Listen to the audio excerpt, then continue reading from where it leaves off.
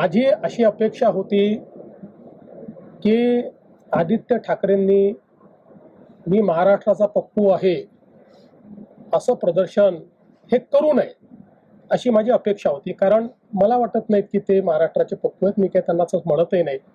पण ज्या प्रकारे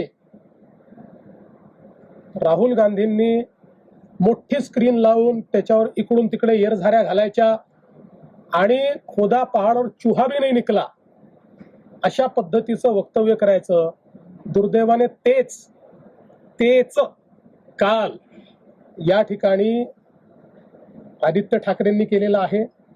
माझी एवढीच अपेक्षा आहे, मी काय बोलणार नाही. त्याची उत्तरं इलेक्शन कमिशनने दिलेली आहेत. त्या संदर्भात इलेक्शन कमिशनने चॅलेंज देऊन ते कुठलाही त्या ठिकाणी योग्य पुरावा देऊ शकले नाहीत. त्याच्यामुळे माझी एवढीच अपेक्षा आहे की किमान तुम्ही राहुल गांधी बनू नका.